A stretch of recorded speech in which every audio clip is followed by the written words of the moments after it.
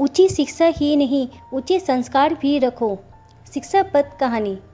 जोर से कांच टूटने की आवाज़ आई। संगीता जी दौड़कर रसोई में गई।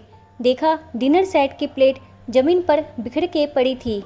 काम वाली राधा के चेहरे पर डर साफ दिखाई दे रहा था। तभी बहू भी आ गई और संगीता जी सोच ही रही थी वही हुआ जिसका डर था। वो डिनर सेट बहुत महंगा था। बहू जाने कहाँ से ढूंढ ढूंढ कर लाई थी। बहू मानसी पहले तो अंग्रेजी में चिल्लाकर बोली, फिर हिंदी में चिल्लाने लगी। तुम्हें अकल नहीं है? जानती हो कितना महंगा है? अब इसका नुकसान कौन भरेगा? तुम्हारा दिमाग जाने कहाँ रहता है? जाहिल लोग, मैं तुम्हारी सैलरी में से पैसे काटूंगी। संगीता जी ने पहले अपनी बहू मानसी को शांत कराया। तब तक बेटा मनन भी आ गया। उसने राधा को बैठाया और पानी दिया। बोला, आंटी कोई बात नहीं, आगे से ध्यान रखना। संगीता जी को अपने संस्कार पर फक्र हुआ। उसने मनन से मानसी को ले जाने को कहा। मानसी अब मनन को सुनाने लगी, तुम लोगों ने बहुत भाव बढ़ा रखे हैं इन लोगों के। लापरवाही से काम करती है, एक बार पैसे कट जाएंगे तब ध्यान रखेगी।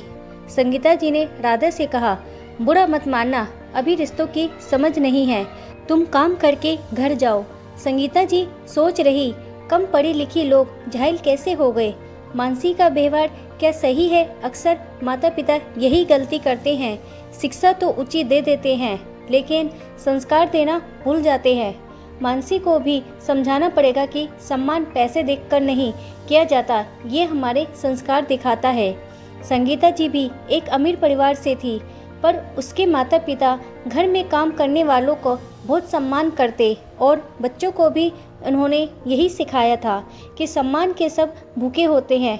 इसका गरीबी अमीरी से कुछ लेना देना नहीं है और यही संस्कार तुम्हारे व्यक्तित्व तय करते हैं।